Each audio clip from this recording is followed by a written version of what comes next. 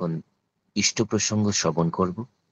আজ ইষ্ট প্রসঙ্গে যিনি নিবন্ধিত আছেন সুদূর কানাডা থেকে শ্রদ্ধেয় বিজন দেবরায় দাদা, শ্রী শ্রী ঠাকুরের সহপ্রতি ঋত্বিক। শ্রদ্ধেয় দাদার ইষ্ট প্রসঙ্গ করার জন্য আহ্বান জানাই। ব্যক্তিকাল 40 মিনিট। শ্রদ্ধেয় দাদা, জয় গুরু। জয় গুরু, জয় গুরু। প্রথমে আমি পরম প্রেমময়, আমাদের সবার জীবনের মালিক, এই পৃথিবীর ধারক এবং বাহক পরম পিতার আতুল চরণে প্রণাম জানাই। প্রণাম জানাই তার লীলা সঙ্গিনী শ্রী শ্রী বর্মার শ্রীচরণে। প্রণাম জানাই সৎসঙ্গের প্রধান পুরোধা পুরুষ, প্রধান আচার্যদেব শ্রী শ্রী বরদার শ্রীচরণে। প্রণাম জানাই সৎসঙ্গের বর্তমান অভিভাবক, আমাদের সবার জীবনের জীবন্ত প্রভু বর্তমান আচার্যদেবের শ্রীচরণে। প্রণাম জানাই পূজনীয় অবিন্দা সহ ঠাকুর পরিবারের সকলের শ্রীচরণে। আজকে এখানে উপস্থিত ইষ্টপ্রাণ দাদা ও মায়েরা, ইষ্ট পিপাসু পরম পিতার পথযাত্রী, সবাইকে জয় গুরু আর যথাস্থানে শ্রদ্ধা।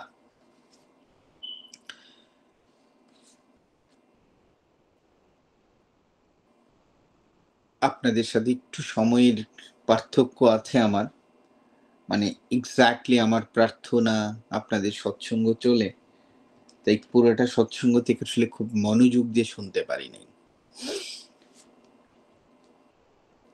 যতটুকু শুনেছি, খুব যে সৎসঙ্গে খুব অ্যাটেন্ড করা হয় তা না, সময়ের জন্য। ইনফ্যাক্ট আমার এই সময়েও অফিস থাকে,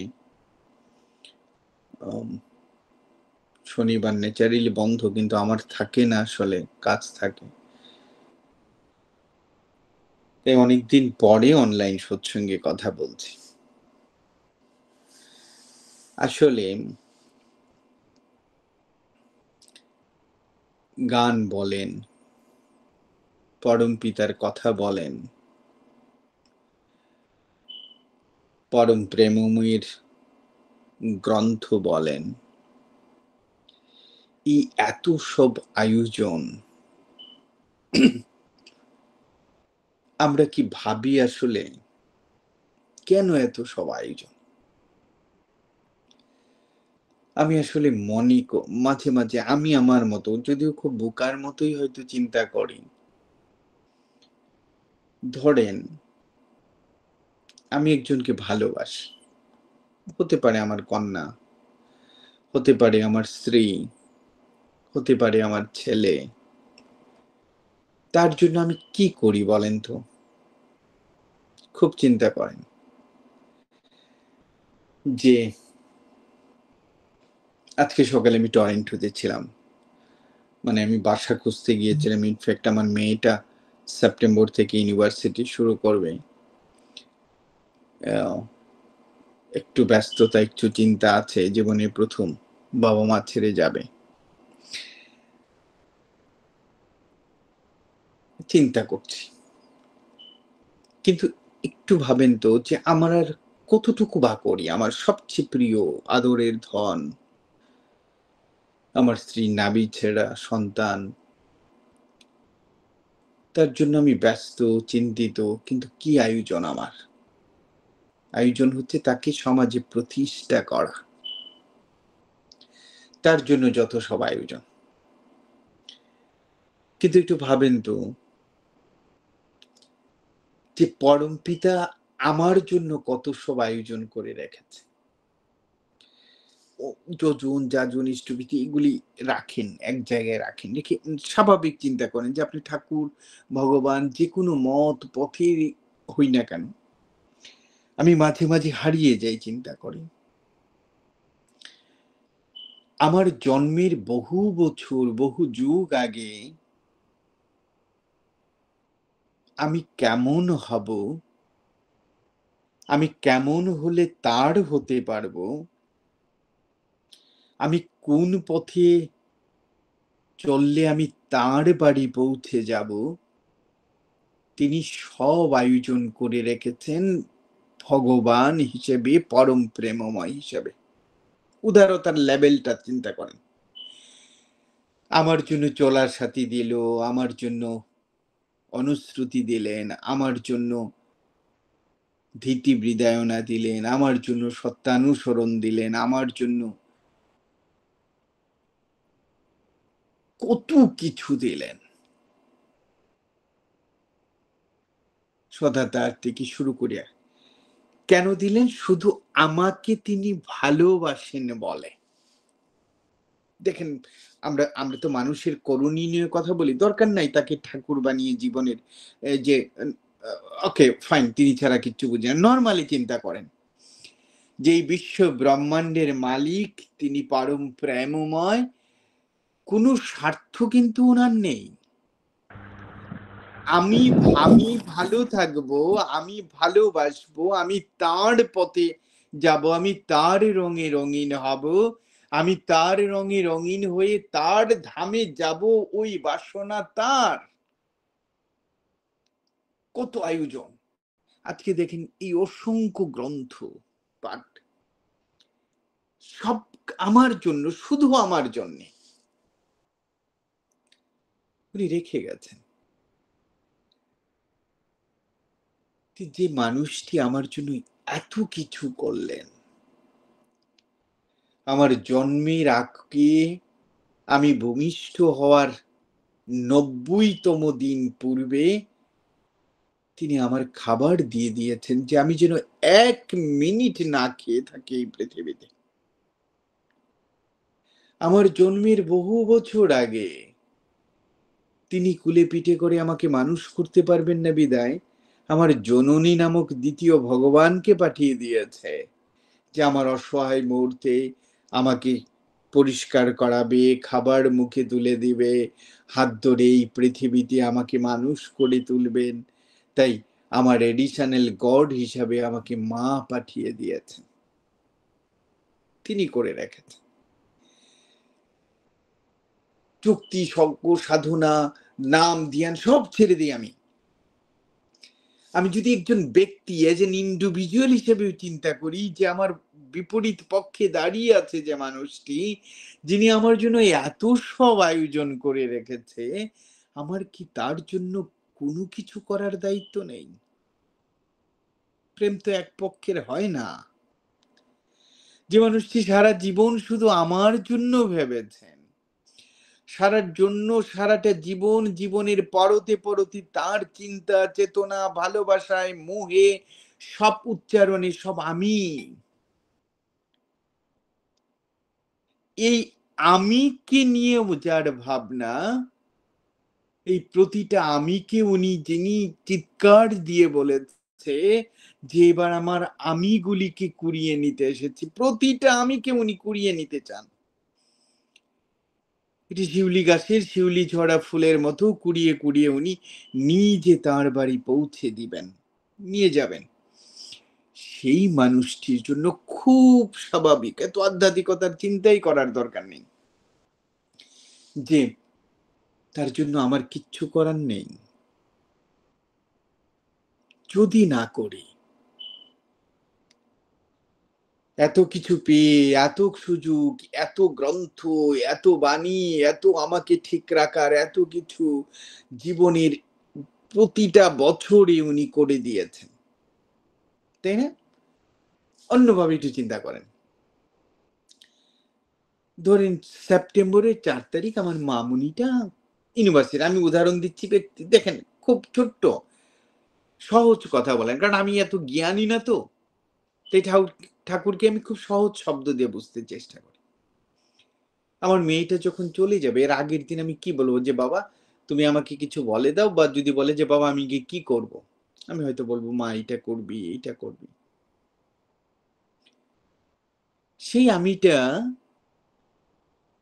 আমি ঠাকুরকে বলে দিলাম যে ঠাকুর আমি তো চলে যাচ্ছি চাকরির সুবাদে, কিন্তু এখানে তোমার কাছে আছি, তোমাকে জন্মচক্ষু দিয়ে প্রতিদিন দেখতে পাই, মন চাইলে তোমার কাছে বসে থাকতে পারি, তোমার কথা শুনতে পারি। কিন্তু আমি যে দূরে চলে যাচ্ছি, আমি থাকবো কিভাবে তোমার সাথে? আমি তো তোমাকে দেখতে পাবো না। আমার এই একটি শব্দ, একটি আবেদন সারা রাত উনাকে জাগিয়ে রেখেছে। সারা রাত জেগে উনি ৮১ পৃষ্ঠার আমার জন্য একটি ভালোবাসার চিঠি লিখে ফেললেন।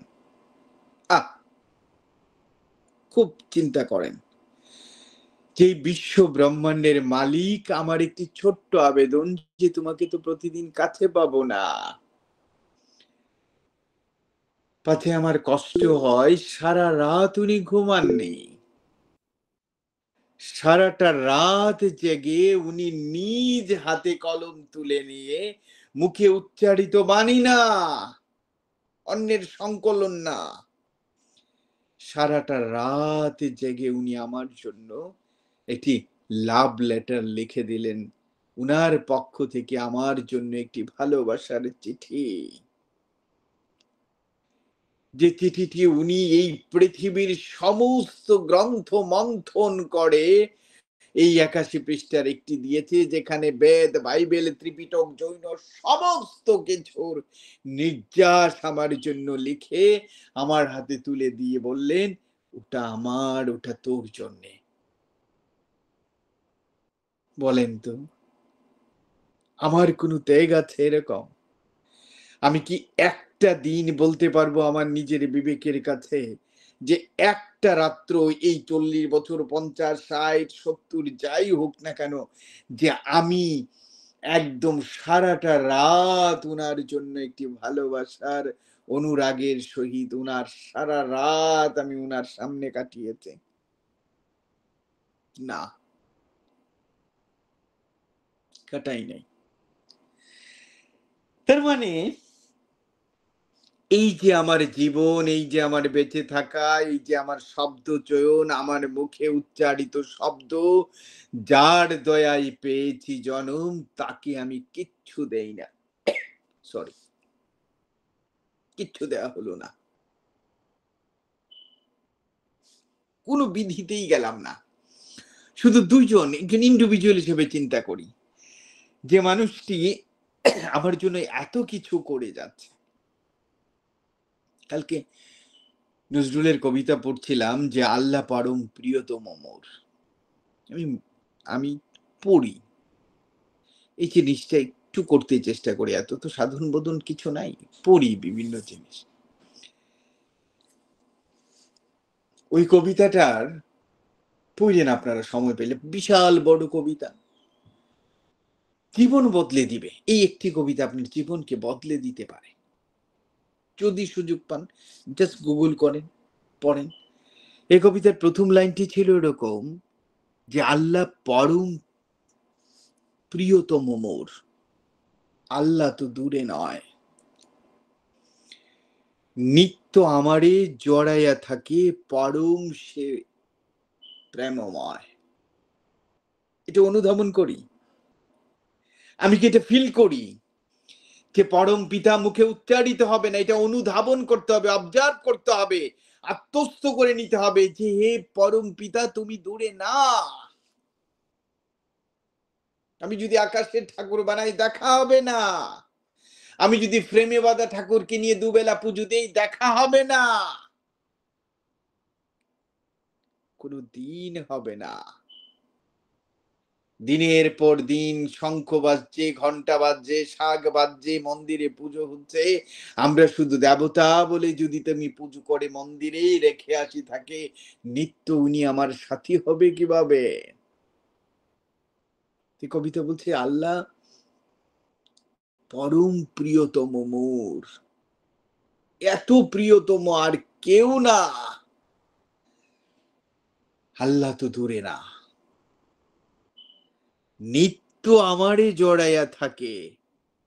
পরম সে প্রেমময়। ফিল করেন। একটা দিন, জাস্ট কনসিডার ওয়ান ডে, যে I want to feel you God. দেখবেন আপনাকে নিত্য জড়িয়ে আছে,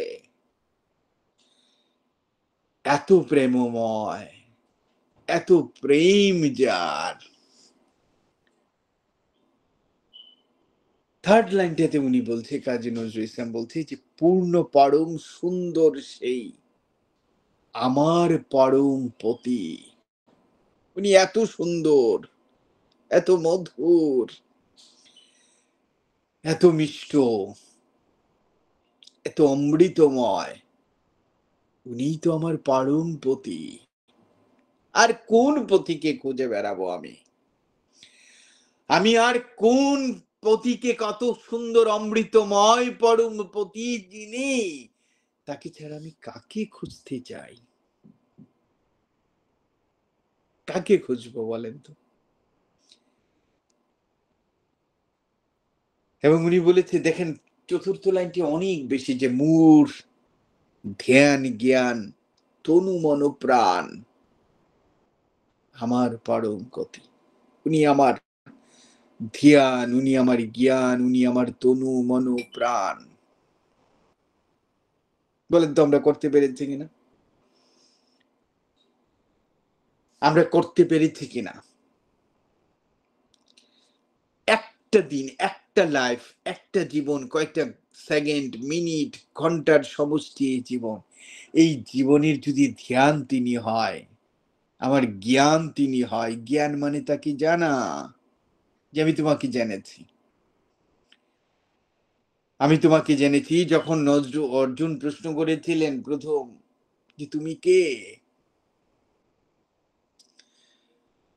আমি যদি দেবদেবীদেরকে পুজো করি তাহলে সমস্যা কোথায়? তুমি কে? জন্ম জন্মান্তর বংশ পরম্পরায় দেবদেবীদের পুজো করে যাচ্ছি, তুমি কে হঠাৎ করে এসে বলতেছো তুমি সব? তুমি কে? ভগবান শ্রীকৃষ্ণ সেদিন কি বলেছিলেন? দেবদেবীদের পুজো তুমি করতেই পারো অর্জুন, তবে তুমি যদি আমাকে বোঝো তাহলে তুমি আমাকেই পাবে। আমার ধ্যান যদি হয় যে তিনি আমার সব, আমার জীবনের মন প্রাণ সমস্ত কিছু জুড়ে যদি উদ্বেলিত হয় যে আমি তোমাকে জানতে চাই, আমার জানা, আমার জ্ঞান, আমার বিদ্যা, আমার অর্জন সব তুমি, তনু মন প্রাণ যদি হয়, তাহলে দেখবেন যে পরম গতির সাথে আপনি অম্লান হয়ে গেছেন। এটা ভাবতে হবে তো। এবং এই যে বলেছিল, সব ছেড়ে তুমি আমাকে ভজো, সর্বধর্ম পরিত্যাজ্য, তুমি সব ছেড়ে দাও, কেবল মাত্র আমাকে ভজ। কারণ আমি থেকেই সব। আর তুমি যদি আমাকে পাও তাহলে তুমি সব পাবে, তোমার সব পাওয়া হয়ে যাবে। আমি একটি কথা আমার বেঁচে থাকার জীবদ্দশায় সব জায়গায় বলি। দেখেন, আমাদের পঞ্চম, একদম এক্স্যাক্টলি পঞ্চম পুরুষের ঠাকুর নেওয়া মানুষ। তাই আমি নিজেকে খুব অহংকারী মনে করি যে আমি এমন একটি পরিবারে, এমন একটি পিতার কোলে বসে, এমন একটু জেঠুর কোলে বসে, এমন একটু বংশে আমার জন্ম, যে ঠাকুরের সঙ্গ করা, একদম দিনের পর দিন, বছরের পর বছর ঠাকুরের সাথে সময় কাটানো একটি পরিবারে আমার অর্জন, আমার পূর্বপুরুষরা। আমার যে জেঠু আমাকে কোলে নিয়েছে, সেই জেঠু ঠাকুরের সাথে দিন কাটিয়েছে, জীবন কাটিয়েছে। তিন, আমার কাছে শুধু একটি কথা আমি পৃথিবীতে বলতে চেষ্টা করি, যত জায়গায় ঠাকুর বলার সুযোগ দেয়, যে বাবার কুলে বসে নাম পেয়ে গেছে, বুঝিও নাই ঠাকুর কে, কি উনার রং, কি গন্ধ, কি সুধা, কি দেখতে কেমন। হঠাৎ করে, যেহেতু আমাদের বাড়িতে সব পাঞ্জাদারি কর্মী, তাই কুমুদ কাকা, আমরা সব কাকা ডাকতাম, যেহেতু বাবা জেঠুর সব সহকর্মী ছিলেন। কুমুদ কাকা একদিন আসলেন, এসে আমাকে দীক্ষা দিলেন। যেদিন থেকে বুঝি ওই যে ঠাকুর জীবন্ত, ঠাকুর একটু ভাবেন তো, আপনি 40 বছর দীক্ষা নিলেন। 40 বছর দেখলেন যে আপনার বাড়িতে একটি ঠাকুরের মন্দির আছে, আসন আছে। এখানে পরম প্রেমময় সহধর্মিণী, লীলা সঙ্গিনী আচার্যদেব আছেন, বর্তমান আচার্য। 40 গেল, 50 গেল, জীবনের সায়ান্নে এসে পৌঁছে গেলেন। আপনি কি সারা জীবন খালি গল্প পড়ে যাবেন যে আমার পরম পিতা জীবন্ত, তিনি বন্ধু হতে চান, তিনি তোমার মতো করে তোমার সাথে চলতে চান? এগুলি পড়বেন আর মানুষকে বলে যাবেন, আর এই ফ্রেমে বাঁধা পরম প্রেমকে জীবন্ত করে তুলবেন না? আমি তো বিশ্বাসই করতে চাই না। পরম পিতা যদি জীবন্ত হন, তাকে জীবন্ত যদি আমি করি না তুলি, তাহলে আমি এই কথাটা অন্যকে কিভাবে বলবো? আমি তো করি নাই। আমি যদি বলি যে তিনি আমার নিত্য আমাকে জড়িয়ে থাকেন, তার জড়ানোটা যদি আমি অনুধাবন করতে না পারি, তাহলে অন্যকে আমি কিভাবে বলবো? আমার মেয়েটা যদি প্রশ্ন করে বলে যে বাবা তোমাকে সত্যিই ঠাকুর কি জড়িয়ে থাকে, তুমি বুঝো? আমি কি বলবো হ্যাঁ মা বুঝি, কিন্তু আমি তো বুঝি না। তাহলে আমি মিথ্যা বলবো? তাহলে আমার দায়টা কোথায় বলেন? আমার দায় হচ্ছে আমি ফ্রেমে বাঁধা ঠাকুরকে দেখে মরতে চাই না। জীবনে যদি তোমার দেখা না পাই, তাহলে জন্ম নিয়ে লাভ কি আমার? এই একটা লাইন আজকে থেকে জপেন। ঠাকুরের দিকে খুব করুণভাবে প্রেমের চোখে তাকান।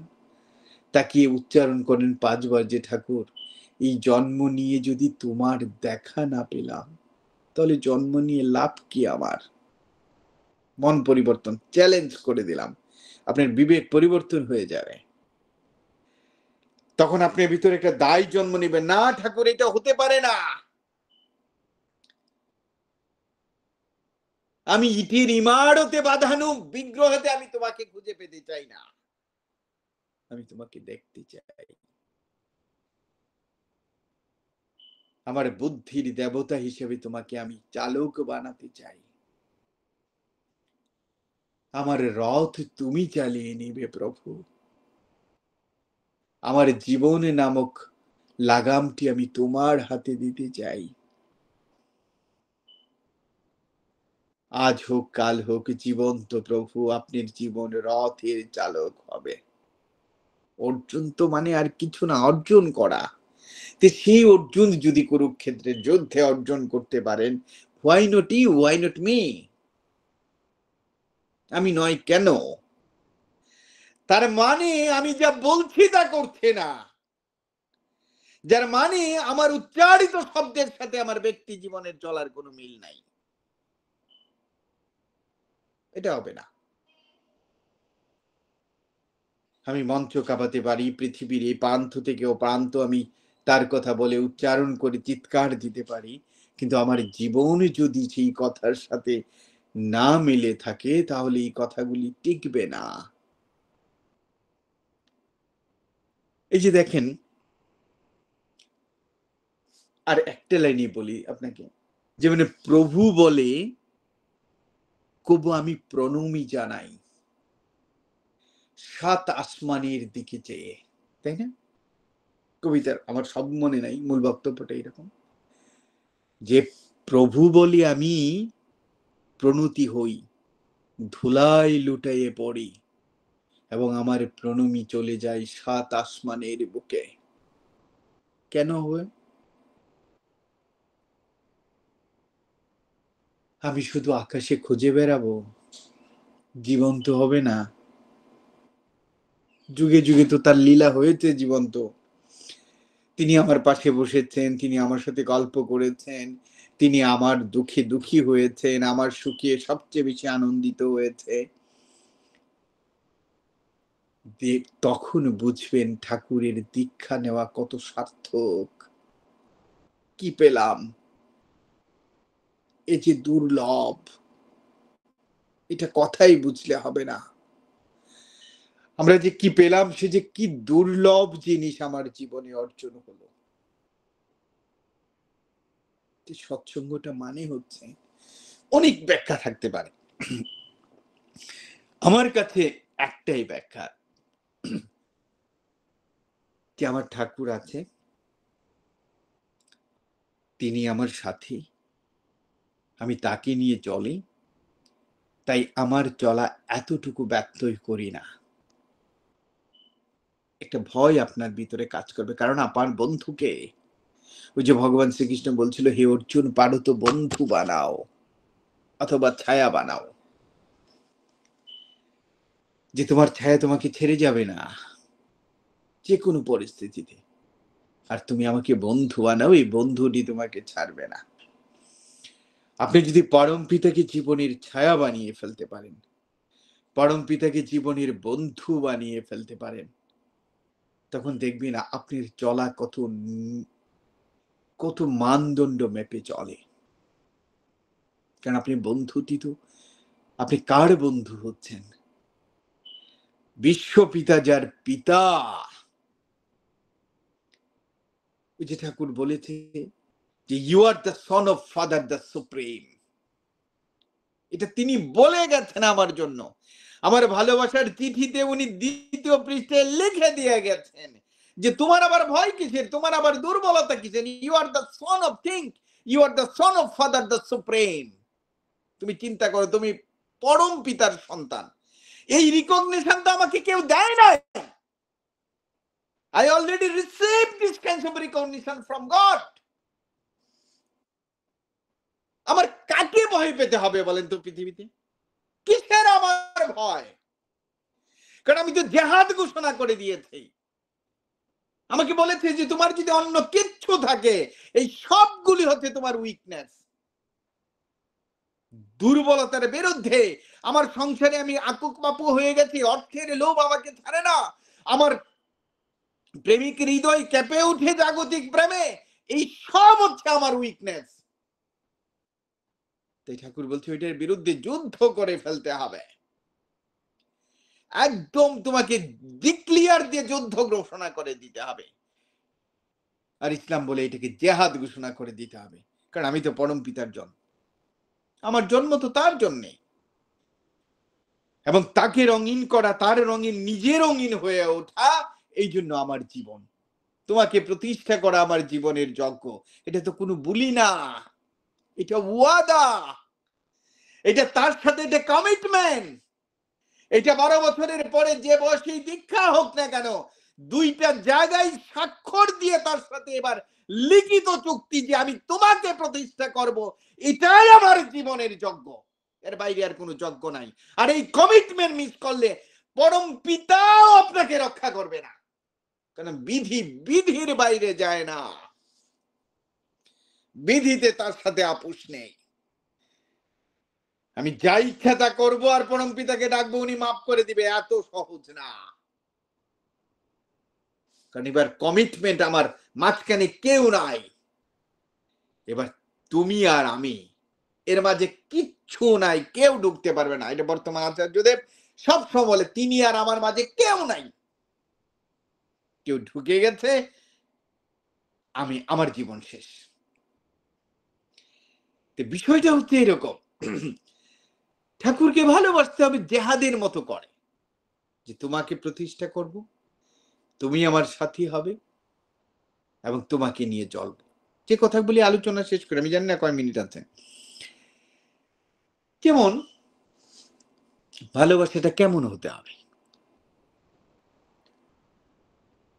ছোট্ট ছোট্ট জিনিস দিয়ে প্রমাণ করে। আমি একটি কফি কিনতে যাই, আমি একটা কফি খাই সারাদিনে, অফিসে অনেক বড় একটা কফি কিনি, কখনো কখনো 8 ঘন্টা ব্যাপী এই কফিটা খাই, চলতেই থাকে, ঠান্ডা হয়ে যায়, আবার অফিসের ওভেনে গরম করে নিই। আমি যখন বাড়ি ফেরার পথে যদি কোনোদিন একটা কফি কিনতে যাই, আমার দোকানটাতে গেলেই আমার মনে হয় আমার বড় মামু একটা আইস কফি পছন্দ করে, আমার মেজু মেয়ে পরমাটা কি পছন্দ করে, তাদের মুখগুলি ভেসে ওঠে, তাই ওদের জন্য ম্যান্ডেটরি ভাবে কিনে ফেলে। আমার ওয়াইফ একটা রেগুলার কফি পছন্দ করে। খুব ছোট্ট উদাহরণ। ঠাকুরকে ভালোবাসাটা হচ্ছে আপনি নিত্য তাকে পুজো করা। আপনি বাজারে গেছেন, সবার আগে চোখে যেন পড়ে যে এই, এই ফলটা ঠাকুরের প্রিয় ছিল, দৌড়ে কিনে ফেলবেন। এই যে আকু-ডাকু করা, তাকে খুশি করা। আমি যখন এসে বেল বাজাই, বেল বাজালে আমার মেজো মেয়েটা ১ম দরজা খুলে বাবা আসছো চিৎকার দিয়ে খোলে। যখন আমি তার প্রিয় জিনিসটা হাতে দিই, সে জড়িয়ে ধরে আলিঙ্গন করে। আমার ১২ ঘন্টা ১৪ ঘন্টার কষ্ট ভুলে যাই। ও যখন বলে যে, "বাবা তুমি এসছো।" মা, বাবা চলে আসছে। আপনি বলেন না এরকম একটা প্রিয় জিনিস এনে ঠাকুরের সামনে দিয়ে বলেন যে, "ঠাকুর তোমার তো এইটা পছন্দ।" উনি বসে থাকবে আপনাকে আলিঙ্গন করবে না? ভাবেন, একটু করুণভাবে ভাবেন। একটু হৃদয়ে প্রেম নিয়ে ভাবেন। জানেন কানাডাতে পানি ফল পাওয়া যায় না। আমার জেঠু বলতেন যে ঠাকুর খুব পছন্দ করতেন পানি ফল। আমি এক সিটি থেকে অন্য সিটি, অন্য সিটি থেকে অন্য সিটি গিয়ে দেখি বাঙালি একটা দোকানে পানি ফল আছে। আমার চোখ দিয়ে পানি বেরিয়ে গেছে যে আমি কানাডাতে ঠাকুরের জন্য পানি ফল পেয়ে গেছি। আমার ওয়াইফকে আমি মন ডাকি। তো আমি বলছি, "মন পানি ফল পেয়েছি।" আচ্ছা বলেন তো আপনার হৃদয় কেঁপে উঠবে না যে কত বছর পরে আমার প্রভুর প্রিয় জিনিসটা আমি খুঁজে পেলাম। ছোট্ট একটা কাজ, ৳১০ দাম। কিন্তু এটা কার প্রিয়? এটা নিয়ে যখন আনন্দে প্রেম নিয়ে ঠাকুরের যে রুমটা আপনি নির্ধারণ করেছেন, রুমে নিজে স্নান করেন। নিজে স্নান না করে এটা অন্যের কাছে দিয়েন না। নিজে বাথরুমে যান, স্নান করেন, এটাকে ঠাকুরের সামনে কাটেন। একটি প্লেটে দিয়ে বলেন যে, "প্রভু প্রতিদিন তো পাই না। তোমার না প্রিয়, তুমি নিয়ে নিও ঠাকুর।" কেন পুজো শুধু বউ দিবে? কেন পুজো শুধু মহিলারা দিবে? আপনি সকালে স্নান করে ফেলছেন, মা ব্যস্ত আছে অন্য কাজে। দুপুর গড়িয়ে বিকেল হয়ে যাচ্ছে, মা ঠাকুরের রুমে বুক দিতে পারছে না। আপনি পুরুষ মানুষ খেয়ে ঘুরতেছেন আর বলতেছেন ঠাকুরকে বুক দেওয়া হলো না, মা এখানে দৌড়ছে সেখানে দৌড়ছে। না, ঠাকুর এভাবেই আপনার জীবনের বন্ধু হবে না। সকালে অফিসে যাওয়ার মুখে সবার আগে স্নান করে নিজের পুজোটা নিজে দিয়ে যান। দেখবেন সারাটা দিন মনে হবে যে ঠাকুর আমি তোমার নিজ হাতে স্নান করিয়েছি। একটা নতুন টাওয়েল দিয়ে স্নান করান ঠাকুরকে, ঠাকুরের বিছানাটা পরিষ্কার করে যান, সব করে গিয়ে দেখেন সারাটা দিন আপনার বন্ধু আপনাকে কি সঙ্গ দিয়ে যাচ্ছে। আরে আপনি ভালোবাসবেন না, তাকে আদর করবেন না, তার প্রিয় জিনিস খুঁজে বের করবেন না, তার জন্য হৃদয় কেঁপে উঠবে না, আপনার মৃত্যুর সময় আপনাকে এই নদী পার করে দিয়ে স্বর্গে নিয়ে যাবে ঠাকুর। মিথ্যে, টোটাল মিথ্যে। এই পুণ্যবতীর প্রথম কথা ঠাকুর বলেছে, আমি চাই শুদ্ধ আত্মা। আমি চাই শুদ্ধ আত্মা। আপনাকে নিজেকে আপনি সেরকম হতে হবে। তাই জীবনটাকে যদি আমি ভালোবাসতে চাই, জীবনটাকে যদি আমি তার মতো করে ভালোবাসতে চাই, তাহলে দেখা যাবে তিনি যা যা চান তা করতে হবে। না করলে যেন অশান্তি হয়, অস্থিরতা জন্ম হয়। তাই কবি নজরুল ইসলাম বলেছে, তারই স্বাদ পুরাইতে আমি হাস্যরস সবই করি শুধু তার। তার জন্য আমি গান গাই, তার জন্য আমি প্রার্থনা করি, তার জন্য আমি হেসে বেড়াই, তার জন্য রস করি, তার জন্য আমি প্রতিটা মাটির বিন্দু বিন্দু করে কুড়িয়ে বেড়াই যে প্রভু তুমি ভালোবাসো বলে। তাই সৎসঙ্গ এই শিক্ষাই দেখ আমাদের যে তাকে প্রতিষ্ঠা করা, আমার জীবনে জীবন্ত করে তোলা হচ্ছে আমার জীবনের এইবারের জন্মের দায়। এটা আমার জন্মের ঋণ। এবং লাস্ট কেন বললাম জন্মের ঋণ? ঠাকুর এক জায়গায় বলছে, পারো তো জন্মের খাজনাটা দাও। আমি যে এই যে আমি বলি যে মানব জনম দুর্লভ জনম, আমার অত কোটি জনম হয়েছে, 84 চক্র ঘুরে আমি এবার মানব জনম পেলাম, দুর্লভ জনম। তো এত দুর্লভ জিনিস, দামি জিনিস দিয়ে পেয়েছেন, তার একটা ট্যাক্স দিবেন না? তা আমার দিতে হবে না আমাকে? সবচেয়ে ব্র্যান্ডেড জিনিসের সবচেয়ে দাম বেশি এবং সবচেয়ে বেশি ট্যাক্স যে কোনো পণ্য কেনায়।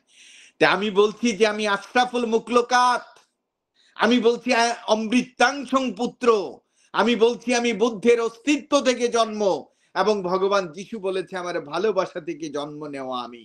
ভাবেন তো, আমি 18,000 সৃষ্টির শ্রেষ্ঠ। আমি হিন্দু ধর্ম বলছি আমি অমৃতাংশং পুত্র, আমি অমৃতের সন্তান। ভগবান বুদ্ধ বলছে আমার অস্তিত্ব থেকে তোমাকে তৈরি করেছি।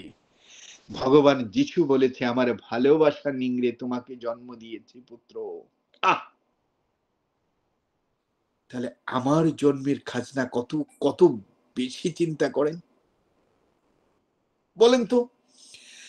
আমি যদি 18,000 সৃষ্টির শ্রেষ্ঠ হয়ে থাকি, আমি যদি অমৃতাংশং পুত্র হয়ে থাকি, আমি যদি বুদ্ধের অস্তিত্ব থেকে জন্ম নিয়ে থাকি, আমি যদি প্রভু যিশুর ভালোবাসা থেকে জন্ম নিয়ে থাকি, আমি বিজন তো খারাপ কাজ করতে পারি না, না পারি না।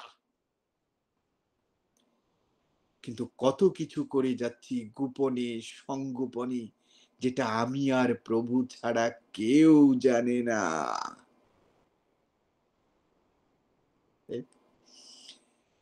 তাই আমি যেন আমার জন্মের ঋণ পরিশোধ করে গিয়ে বলতে পারি যে প্রভু তোমার দয়ায় লবেছি জনম, সকলে পেয়েছে আমি, তুমি ছাড়া আর চাওয়া নাই এই ভুবনে আর কিছু আমার। আপনারা ভালো থাকেন, পরম পিতার কোলে থাকেন। আমি আমার সমস্ত পবিত্রতা দিয়ে প্রার্থনা জানাই যে পরম পিতা নিশ্চয়ই তিনি তার প্রতিটা আমিকে দিন শেষে তার বাড়ি পৌঁছে দেবেন। জয় গুরু সবাইকে।